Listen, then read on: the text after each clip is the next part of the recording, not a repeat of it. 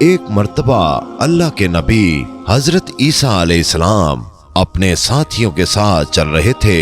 اتنے میں آپ کے حواریوں نے کہا، اے عیسیٰ ابن مریم، کیا آپ کا خدا آسمان سے کھانا اتار سکتا ہے؟ تو یہ سن کر اللہ کے نبی حضرت عیسیٰ علیہ السلام نے فرمایا، اے لوگو، اگر تم مومن ہو تو اللہ سے ڈرو۔ تو انہوں نے کہا، ہم تو اپنے ایمان کی تازگی کے لیے عرض کر رہے ہیں تاکہ ہم اللہ کی قدرت کو دیکھیں اور پیٹ بھر کر کھانا کھا کر اپنے ایمان کو بڑھائیں، اور وہ لوگ جو کفر پر ہیں ان کا ایمان بھی آپ پر ہو جائے گا۔ بس یہ سن کر اللہ کے نبی حضرت عیسیٰ علیہ السلام نے ہاتھوں کو بلند کیا اور اللہ کے دربار میں دعا مانگی، اے اللہ، ہمارے لیے آپ آسمان سے دسترخوان اتار دیں تاکہ ہمارے اور آنے والے لوگوں کے لیے یہ نشان عید بن جائے۔ بے شک تو بہترین رزق دینے والا ہے۔ بس اللہ نے جیسے ہی حضرت عیسیٰ علیہ السلام کی دعا سنی تو فرمانے لگے،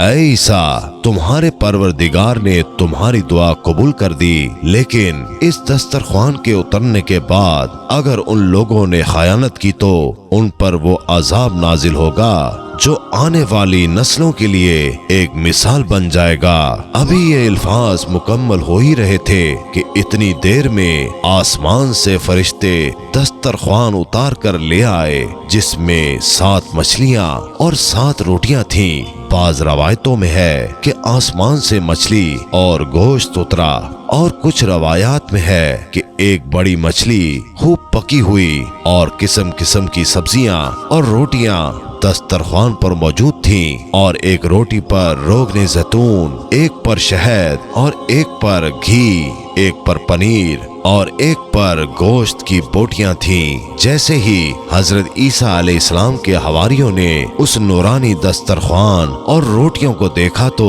ان میں سے ایک، جس کا نام شمون تھا، جو اپنی قوم کا سردار تھا، کہنے لگا کہ اے روح اللہ، کیا یہ دسترخوان دنیاوی کھانوں میں سے ہے یا آسمانوں کے؟ اللہ کے نبی حضرت عیسیٰ علیہ السلام نے فرمایا، یہ دسترخوان نہ دنیا کے کھانوں میں سے ہے نہ آسمانوں کے، بلکہ تمہارے پروردگار نے ابھی ابھی ایجاد کر کے تمہارے لیے اتارا ہے۔ پھر آپ فرمانے لگے، خوب پیٹ بھر کے کھاؤ اور اس میں خیانت نہ کرنا اور نہ ہی کل کے لیے ذخیرہ کرنا، ورنہ اللہ کا عذاب تم پر آ پہنچے گا۔ لیکن افسوس، وہ لوگ اس کھانے میں خیانت بھی کرتے ہیں اور کل کے لیے تھوڑا تھوڑا چھپانا بھی شروع کر دیتے ہیں۔ بس جیسے ہی رات ہوئی سب پیٹ بھر کر سوتے ہیں اور اللہ کا عذاب ان پر آ جاتا ہے۔ اب جیسے ہی سورج طلوع ہوا تو ان میں سے کچھ خنزیر تو کچھ بندر بن جاتے ہیں اور ادھر ادھر بھاگنا شروع کر دیتے ہیں اور اپنے آپ کو